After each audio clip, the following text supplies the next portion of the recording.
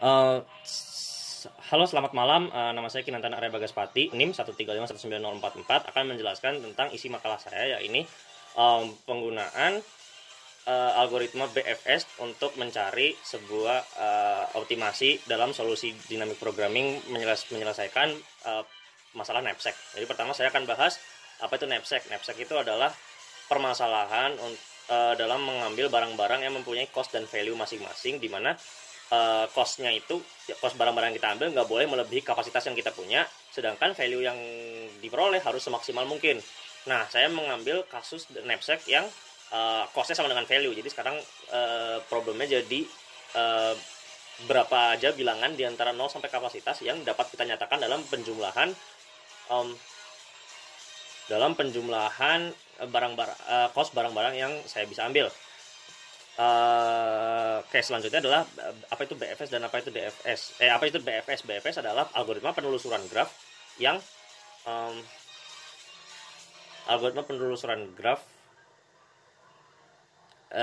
yang tetangga-tetangganya, lapisan demi lapisan ditelusurinya. Jadi pertama dari sumber, terus habis itu tetangga-tetangganya baru diawasin, terus habis ditelusuri, terus habis itu tetangga dari tetangga ditelusuri dan seterusnya.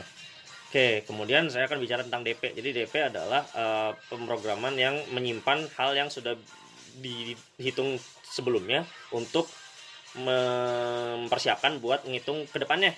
Jadi itu berkaitan erat dengan rekursif. Saya juga lupa ngomong bahwa BFS berkaitan erat dengan struktur Q, karena simpul-simpul yang masuk itu aturannya FIFO. Nah, kemudian di contohnya itu adalah DP penyelesaian kasus knapsack dengan kapasitas 19, atau di sini 20, kebanyakan satu tapi nggak masalah, 19, dan ininya cost-nya adalah sebagai berikut: 858, 775857. Sebenarnya ini gampang banget di mengerti, yaitu adalah setiap iterasinya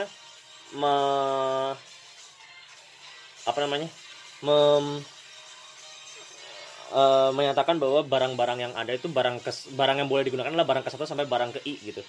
Nah, kemudian di setiap J-nya adalah untuk bilangan J itu bisa nggak dinyatakan dalam kombinasi penjumlahan pemilihan barang 1 sampai barang ke I gitu. Nah, seperti yang dilihat di sini, 0 itu pasti 1 semua, karena 0 itu pasti dapat dicapai lah ya. Terus misalkan ini kan barang pertama costnya 8, berarti yang di iterasi pertama tuh cuma true di 0 sama 8. Kenapa? Karena emang ya barangnya cuma 1 gitu. Jadi cuma bisa diambil atau enggak. Terus iterasi kedua bisa dilihat di sini, yang true adalah 0, 5, 8 dan 13. Dan seterusnya. Ini sebenarnya dapat dilihat ini sudah benar. Kenapa? Karena misalkan nih pertama kali muncul 7 itu adalah pada iterasi keempat. Kenapa? Karena iterasi keempat baru muncul 7 sekali nih. Sebelumnya itu nggak bisa ada kombinasi yang jumlahnya 7. Misalkan lagi apa ini 10 baru mulai pada iterasi ke-6. Kenapa? Karena 5 kedua baru muncul di iterasi ke-6 dan seterusnya. Ini penghitungannya adalah dengan rekursif, yaitu rumusnya adalah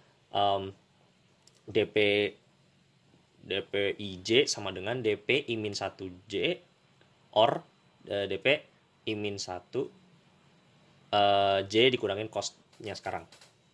Itu DP 2 dimensi. Kemudian sebenarnya dapat di sederhanakan lagi jadi 1 dimensi. Nah, gimana caranya? Yaitu iterasinya itu dari belakang ke depan, supaya DP yang digunakan, nilai DP yang digunakan untuk komputasi selanjutnya itu nggak tercemar dari nilai DP yang udah dihitung gitu. Jadi dari belakang ke depan, terus di depannya nggak usah berhenti di indeks ke 0, tapi berhentinya di cost-nya aja. Kenapa? Karena cost sebelumnya pasti nggak berubah dong. Karena dia bakal nyari J minus cost kan. Nah, J minus cost itu kan kurang dari 0 kalau misalkan indeksnya di bawah cost. Indeksnya di bawah cost maksudnya. Nah, berarti itu sudah merupakan optimasi, lebih ke optimasi memori. Dia jauh lebih efisien buat dalam bidang memorinya.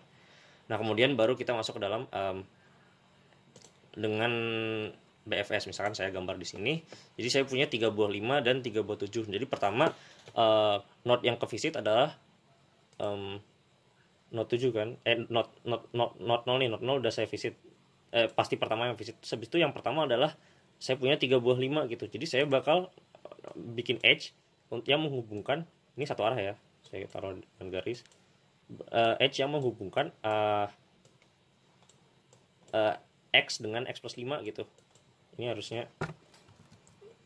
nanti kayak gini. nanti kayak gini dan seterusnya ya. Saya nggak bakal, biar cepat saya bakal ini aja, jadi 3 bakal dihubungkan ke sini. Nah, selanjutnya apa, saya bakal menggunakan DFS sebanyak 3 lapis gitu buat em, menelusuri not-not apa yang sebenarnya bisa dipakai, bisa dikunjungi dengan 35 gitu. Berarti ntar 5 bisa dikunjungin kan, nggak bisa dikunjungin, 10 bisa dikunjungin, 15 bisa dikunjungin. Berarti ntar saya bakal dari situ saya bakal punya not yang yang bisa dikunjungin adalah ini.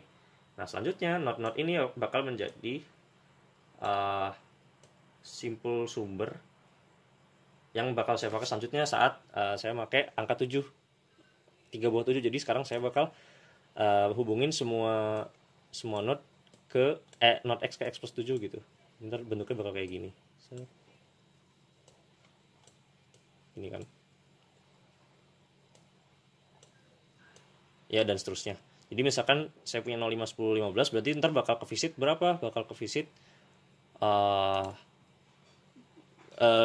tiga kali ini, 3 kali jalan. Berarti ntar bakal misalkan nih gini ya. Jadi ntar bakal dari 0, 5, 10, 15, ntar dia bakal sesuai dengan aturan BFS dia bakal ngevisit 7, 12, dan dari 10, 17, 15 nggak bakal masuk mana-mana. Terus habis itu baru lapisan pertama nih, kan ada 3. Terus lapisan kedua ntar dia bakal ke visit 14.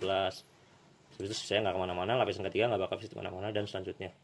Nah, dengan menelusuri hal itu semua, maka bakal diperoleh not-not mana yang bisa dinyatakan sebagai penjumlahan dari kos barang-barang yang ada.